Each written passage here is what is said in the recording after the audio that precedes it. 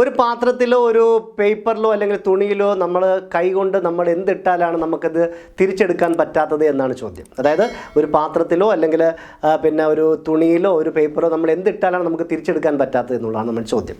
ഉത്തരം മറ്റൊന്നുമല്ല, നമ്മുടെ കൈകൊണ്ടോ മറ്റെന്തോ ഉപയോഗിച്ച് നമ്മളൊരു ദ്വാരം ഇട്ട് കഴിഞ്ഞാൽ നമുക്ക് ഒരിക്കലും തിരിച്ചെടുക്കാൻ പറ്റത്തില്ല. ഇപ്പോൾ നമ്മളൊരു പേപ്പറിൽ ഒരു ദ്വാരം ഇട്ട് നമുക്ക് എടുക്കാൻ പറ്റുമോ? ഇല്ല.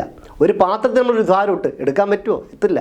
ഒരു തുണിയിൽ നമ്മളൊരു ദ്വാരം ഇട്ട് എടുക്കാൻ പറ്റുമോ? എടുക്കത്തില്ല. അപ്പം നമ്മുടെ കൈ കൊണ്ട് നമ്മൾ തുണിയിലോ പാത്രത്തിലോ പേപ്പറിലോ നമുക്ക് ഇട്ടാൽ എടുക്കാൻ പറ്റാത്തത് ദ്വാരം ഇട്ടാൽ, അതിന് ഓട്ട ഇട്ട് കഴിഞ്ഞാൽ നമുക്ക് ഒരിക്കത് തിരിച്ചെടുക്കാൻ പറ്റത്തില്ല.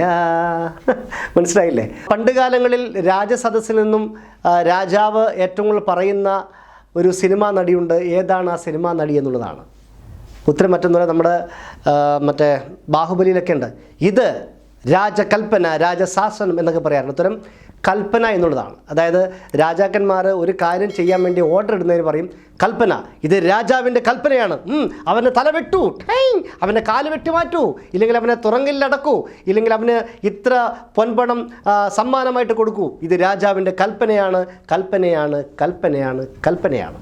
കൽപ്പന എന്ന് പറയുന്നത് മലയാള സിനിമയിൽ ഒട്ടനവധി നല്ല നല്ല കഥാപാത്രങ്ങളെ സമ്മാനിച്ച് നമ്മെ നിന്ന് വിട്ടുപിരിഞ്ഞു പോയൊരു സിനിമാ നടിയാണ് കൽപ്പന എന്ന് പറയുന്നത്.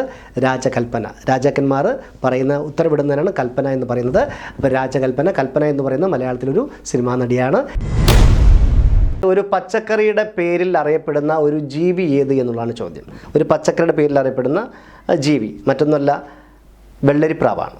വെള്ളരിപ്രാവിൻ്റെ ചങ്ങാതി നമുക്ക് സിനിമയെ കണ്ടിട്ടില്ല. അതായത് വെളുത്ത അരിയുടെ നിറമുള്ള അല്ലെങ്കിൽ വെളുത്ത അരിയുടെ നിറമുള്ള പ്രാവിനെയാണ് നമ്മൾ വെള്ളരിപ്രാവ് എന്ന് പറയുന്നത്. പക്ഷേ ഈ വെള്ളരി എന്ന് പറയുന്നത് ഒരു പച്ചക്കറിയാണ്. വെള്ളരി അല്ലേ? വെള്ളരിക്ക നമ്മൾ ഈ എന്താ പറയുക കണി വെക്കാനും അതുപോലെ നമ്മൾ സാമ്പാറിലൊക്കെ ഉപയോഗിക്കുന്ന ഒരു മഞ്ഞ നിറത്തിലുള്ള ഒരു ഫലമാണ് വെള്ളരിക്ക എന്ന് പറയുന്നത്. അപ്പം വെള്ളരിക്കയുടെ പേരിൽ അറിയപ്പെടുന്ന വെള്ളരിപ്രാവ് എന്ന് പറയുന്ന ജീവി, പറക്കുന്ന പറവ, വെള്ളരിപ്പറവ അല്ലേ, വെള്ളരിപ്രാവ് എന്ന് പറയും. ഓക്കെ, നമുക്ക് ഒരിക്കലും കിടന്നുറങ്ങാത്ത അല്ലെങ്കിൽ ഒരാളും കിടന്നുറങ്ങാത്ത അറ ഏത്? അതായത് നമ്മളിത് കൊണ്ട് നടക്കുന്ന അറയാണ്. നമ്മളിപ്പോൾ ഞാനായാലും നിങ്ങളൊക്കെ ആയാലും പല ആൾക്കാരും പല സമയത്ത് നമ്മൾ കൊണ്ട് നടക്കുന്ന അറയാണ്, പക്ഷേ ആരും അതിൽ കിടന്നുറങ്ങാറില്ല.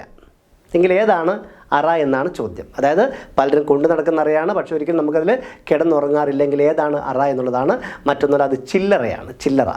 ഈ ചില്ലറ എന്ന് പറയുന്നത് നമ്മൾ ഈ നാണയത്തൊട്ടുകൾ അല്ലെങ്കിൽ ഒരു നോട്ടിൻ്റെ അതിന് എന്താ പറയുക ഒരു 10 രൂപയുടെ ചില്ലറ തരുമെന്ന് നമുക്ക് ചില്ലറ കൊടുക്കുമല്ലേ? അതായത് ചില്ലറ, നാണയത്തൊട്ടുകളൊക്കെ പറയും ചില്ലറ എന്ന് പറയുമ്പം.